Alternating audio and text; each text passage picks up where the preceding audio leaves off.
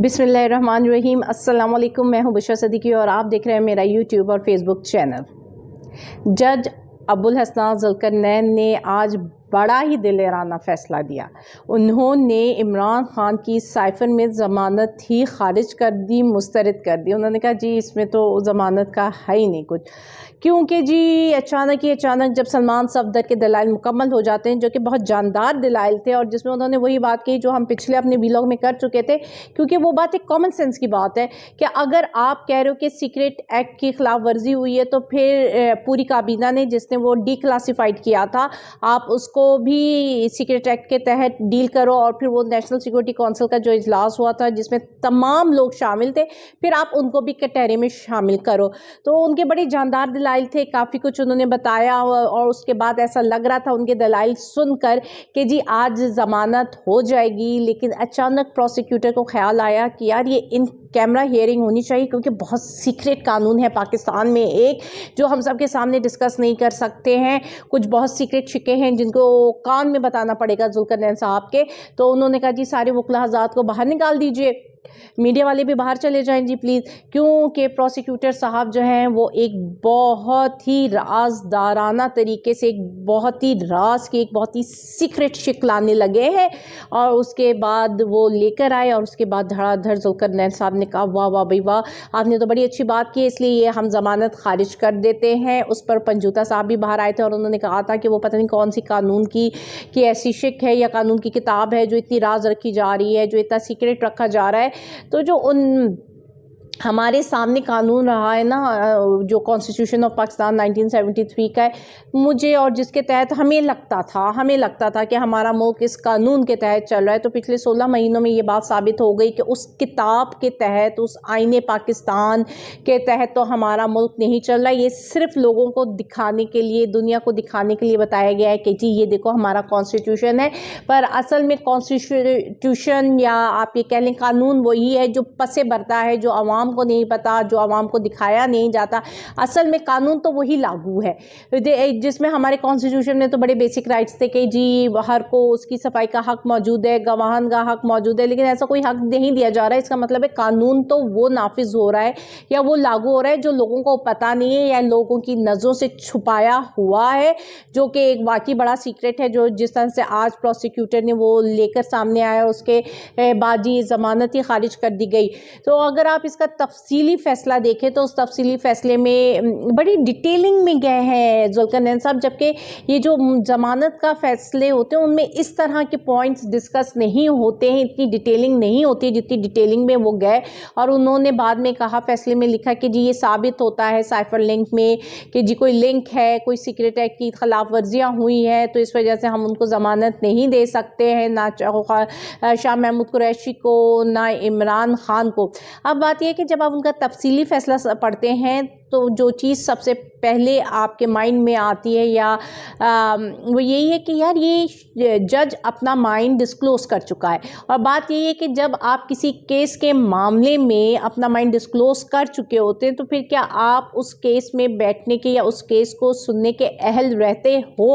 अब जब यहाँ ज़ुल्करनैन साहब अपना माइंड क्लियर कर चुके हैं तो वो जो कह रहे हैं कि मैं जी केस बाय बुक चलूँगा और लॉ के हिसाब से, कानून के हिसाब से चलूँगा, और अखलाकियात भी होती हैं, कुछ हमारे एथिक्स होते हैं, प्रोफेशनल एथिक्स होते हैं, तो क्या वो प्रोफेशनल एथिक्स को मद्देनज़र रखते हुए इस केस से किनारा कशी इख्तियार करेंगे क्योंकि उनका माइंड डिस्क्लोज़ हो चुका है, या फिर एज़ यूजुअल जैसा कानून चलता आ रहा है, जिस तरह हमारे मुल्क में चल रहा है 16 महीने से, वैसे ही ये निज़ाम चलेगा। अच्छा, दूसरी तरफ ये बात भी बता दूं कि जिस तरह आमिर फ़ारूक साहब काफ़ी सारे फ़ैसले महफूज करके रख बैठे हुए, उनमें से एक महफूज फ़ैसला ये ज़ुल्करनैन साहब की अहलियत का भी था साइफ़र केस में। क्या वो अहलियत है उनकी सुनने की, उनकी अहलियत से मुतालिक दरख्वास्त भी दायर हुई थी जिस पर आमिर फ़ारूक साहब ने फ़ैसला महफूज किया हुआ है।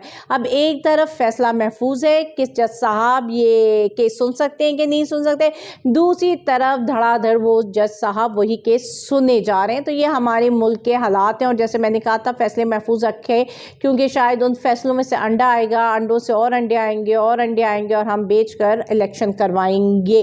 دوسری طرف جی میں نے آپ سے کہا آئین اور قانون تو کوئی نہیں ہے، لیکن پھر بھی الیکشن کمیشن نے جی احسان کیا ملک و قوم پر، اور نگراں وزیر اعظم کو خط لکھا ہے کہ جی جو آپ بھرتیاں کر رہے ہیں وہ سیاسی بنیادوں پہ مت کیجئے، نیوٹرل ہوتا ہے، کیئر ٹیکر ہوتا ہے۔ تو اس پر سولنگی صاحب نے کہا جی دیکھیے ہم جب سے حکومت میں آئے نا، ہم نے عمران خان کے خلاف کوئی بات نہیں کی، تو یہاں پہ بات عمران خان کے خلاف کرنے کی یا نہ کرنے کی تو ہو ہی نہیں رہی۔ اس کا مطلب یہ ہے کہ پوری سیاست، پورا نظام صرف ایک شخص کے گرد گھومتا ہے، وہ ہے عمران خان۔ اگر آپ عمران خان کی بات کرتے ہو تو آپ نیوٹرل نہیں ہو، ون سائیڈڈ ہو، اور اگر آپ اس کی بات نہیں کر رہے ہو تو آپ نیوٹرل ہو۔ باقی اس کے علاوہ جو بھی معاملات ہیں وہ اس کا کوئی لینا دینا نہیں ہے۔ آپ لوگ خود یہ بات ایڈمٹ کر رہے ہو کہ پورا نظام ایک شخص کے گرد ہی گھوم رہا ہے۔ اب اگر میں یہاں پہ بات کروں تو بات یہ نہیں ہے کہ آپ عمران خان کے خلاف بات کر رہے ہو کہ نہیں ہے، آپ کی جو بھرتیاں ہیں وہ سیاسی ہیں کہ نہیں ہے۔ ابھی فواد حسن فواد کو جو آپ نے بھرتی کیا وہ ایک سیاسی بھرتی نہیں ہے، اور اب ان کو آپ نے پرائیویٹائزیشن کا وزیر بنایا، اور ان کی پرائیویٹائزیشن کا وزیر بناتے کے ساتھ صرف ایک ہی ادارہ جو ابھی ہمارا پروفٹ میں جا رہا تھا روزویلٹ، اس کی بھی نجکاری کی آپ نے وہ بٹ جو ہے وہ کال کر دی ہے، اخباروں میں آ گئی تھی۔ اور دوسری طرف وہ جو 16 مہینوں میں جو پی آئی اے پھر سے الحمدللہ اپنے پاؤں میں کھڑی ہو گئی تھی، آپ نے اس کو اتنا بہترین چلایا کہ اب وہ اپنے لوگوں کی سیلریز دینے کے بھی قابل نہیں رہی ہے، اور دوسری طرف آپ نجکاریاں کر رہے ہو، پرائیویٹائزیشن کر رہے ہو، اور پرائیویٹائزیشن کس ادارے کی کر رہے ہو؟ جو سب سے زیادہ ابھی تک جو کہ پروفٹ میں جا رہا ہے۔ تو آپ روزویلٹ کی نجکاری کی بھی بٹ کنسورشیم آ چکی ہے۔ اب دیکھیں آگے آگے ہوتا کیا ہے۔ اب اس بات پر سولنگی صاحب اپنا پوائنٹ آف ویو دیں گے، کیا فواد حسن فواد کی اپوائنٹمنٹ سیاسی اپوائنٹمنٹ نہیں تھی؟ کیا یہ بائی لا ٹھیک ہے؟ مطلب صرف ہر چیز کو عمران خان پہ لا کر لاگو کر دینا کہ جی ہم یہ کر رہے ہیں، یا عمران خان کے خلاف نہیں بول رہے یا عمران خان کے ساتھ بول رہے ہیں، یہ نہیں ہے۔ باقی بھی چیزیں، باقی بھی سسٹم میں آپ دیکھیں کہ آپ کس طرح موو کریں، یا آپ لوگ مان لیں کہ ایک ہی شخص پورے نظام پر حاوی ہوا ہے، اور وہ ہے قیدی نمبر 804۔ وکلا جی باہر نکل چکے تھے لاہور میں، بڑی تعداد میں وکلا نے باہر نکلی، انہوں نے اپیل کی کہ لوگ بھی شامل ہوں، لیکن ہمارے میڈیا تو سمن بکمن بن جاتے ہیں، انہوں نے بالکل ہی نہیں دکھائے۔ لیکن ابھی اگر فضل الرحمان صاحب اور P D M Maryam Nawaz supreme court کے باہر جا کر ان پر حملہ آور ہوں گی تو ایک ایک فوٹیج دکھائی جائے گی کہ کتنا کامیاب جلسہ تھا۔ لیکن ابھی وکلا تحریک شروع ہو چکی ہے لاہور سے، اور وکلا کا آج سڑکوں پہ تھے، اور بہت جاندار تحریک تھی وہ، لیکن اس کی کوئی بھی فوٹیج نہیں ہے۔ اب دیکھتے ہی ہیں کہ اس کا امپیکٹ کیا آتا ہے، کیا وہ کامیاب ہو سکتے ہیں عوام کو اپنے ساتھ موبیلائز کرنے کے لیے، اور کیا عوام ان کے ساتھ کھڑی ہوتی ہے کہ نہیں ہوتی ہے، کیونکہ یہ تحریک اسی وقت کامیاب ہوگی جب عوام ان کے ساتھ کھڑی ہوگی۔ اور ابھی آنے والے دنوں میں یہ کلیئر ہو جائے گا کہ وکلا کے ساتھ وکلا تحریک کو کامیاب کرنے کے لیے عوام ان کا ساتھ دیتی ہے یا نہیں دیتی ہے۔ دوسری طرف جی باز گشت تھی، شور ہے، استقبالیہ کا شور ہے کہ نواز شریف آ رہے ہیں، اور میں کہیں پڑھ رہی تھی گیمز آف تھرونز کے بارے میں، تو بڑی انٹرسٹنگ گیم تھی۔ اگر آپ نے دیکھا ہو کہ جب بی بی شہید بے نظیر شہید ہوئی تو اس کا کس کو فائدہ ہوا؟ نقصان شاید کسی کو ہوا ہو نہ ہوا، لیکن فائدہ کس کو؟ فائدہ بے نظیر کی اپنی ہی پارٹی کو ہوا تھا، سارے سمپتھی ووٹس پیپلز پارٹی کو ہی پڑے تھے۔ اب جبکہ ان حالات میں نواز شریف واپس آ رہے ہیں، اور نواز شریف خود بھی کنفیوزڈ ہیں، وہ بار بار یہ پوچھیں گے میں جاؤں کہ نہ جاؤں، میں جاؤں کہ نہ جاؤں، کیونکہ انہیں بھی بھنک تو پڑی ہوئی ہے، کیونکہ ان حالات میں وہ نواز شریف بھی آ کر کمپین کر لیں تو میرا نہیں خیال کہ ووٹر اپنا مائنڈ چینج کرے گا، کیونکہ پچھلے 16 مہینوں میں جو کچھ بھی ہوا ہے ووٹر اپنا مائنڈ بڑے اچھے طریقے سے بنا چکا ہے۔ تو اب ووٹر کا مائنڈ کیسے چینج کرنا ہے، یہ ایک گیم ہے۔ اب اس میں دیکھتے ہیں کہ پی ایم ایل این کیا اپنا مائنڈ بنا چکی ہے کوئی قربانی دینے کے لیے، اور قربانی وہ کس کی دے گی؟ یہ جی گیم آف تھرونز ہے، کانٹوں بھرا رستہ ہے، پاور کی لڑائی ہے، اس میں سگے بھی اپنے نہیں ہوتے، بھائی بھائی نہیں ہوتا، بیٹی بیٹی نہیں ہوتی ہے۔ تو دیکھتے ہیں کہ کون کس کی ٹانگ کھینچتا ہے، کون کس کو قربانی کا بکرا بناتا ہے، کیونکہ اب پی ایم ایل این کے وہ حالات ہیں کہ جب تک کوئی قربانی نہیں دی جائے گی ووٹ تو ان کو نہیں پڑتا۔ सिंपैथी वोट्स ही पढ़ सकते हैं। अब वो सिंपैथी कैसे हासिल की जाएगी, सोचना ये है। और शायद ये लोग सोच चुके हैं, जिसकी भनक लंदन में बैठे शख्स को भी पड़ चुकी है, इसलिए वो बार बार अपने इर्द गिर्द के लोगों से पूछता है, कंफर्म करता फिर रहा है कि मुझे जाना चाहिए कि नहीं जाना चाहिए। और अब वो देखते हैं कि वो अक्टूबर में भी आते हैं कि नहीं आते, या उनको 21 अक्टूबर को वो कहते हैं कि नहीं जी, मेरी जो प्लेटलेट्स हैं वो फिर से गिर चुकी हैं। और बाकी आप देख लीजिए कि मुल्क का क्या हाल है। फ़ाइज़ ईसा साहब जी बस 2 दिन बाद हमारे मुल्क के चीफ जस्टिस ऑफ पाकिस्तान होंगे, लेकिन चीफ जस्टिस ऑफ पाकिस्तान बनने से पहले ही जब सहाफ़ी उनसे पूछता है कि आप वो प्रोटोकॉल लेंगे जो आपने कभी नहीं लिया, तो उन्होंने कहा, काश कि मैं आज़ाद होता। आपने किसी भी सिनेरियो में ये बात कही हो फ़ाइज़ साहब, लेकिन इसका लोग क्या मतलब लेंगे?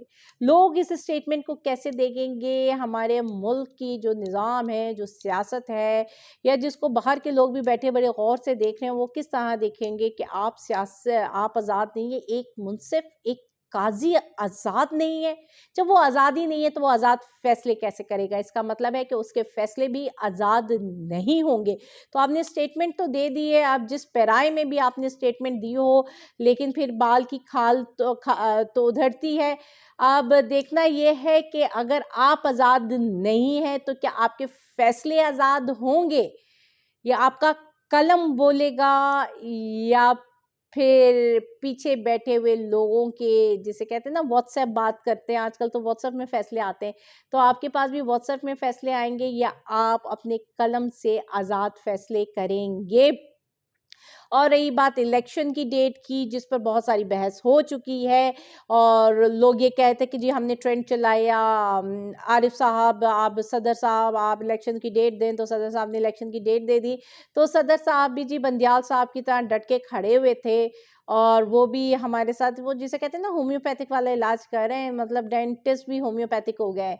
तो ये वो डेंटिस्ट हैं, वो सदर हैं जो होम्योपैथिक हैं, उन्होंने कोई भी तारीख नहीं दी है, उन्होंने सिर्फ एक लेटर लिखा है, जिसमें उन्होंने कह लें कि एक दरख्वास्त की है, या एक एडवाइस दी है कि यार प्लीज़ डिस्कस कर लो सुप्रीम कोर्ट से और दे दो कोई तारीख। उन्होंने कोई भी गैजेटेड नोटिफिकेशन इशू नहीं किया है कि जी इतने दिन में या इस तारीख को इलेक्शन होंगे। उन्होंने कहा है कि इस तारीख तक इलेक्शन हो जाने चाहिए, आप प्लीज़ डिस्कस कर लीजिए। तो जी ये इख्तियारात का इस्तेमाल है, कहीं पे बेदरीग इख्तियारात इस्तेमाल हो रहे हैं, तो कहीं पे इख्तियारात इस्तेमाल करते हुए भी डर लग रहा है।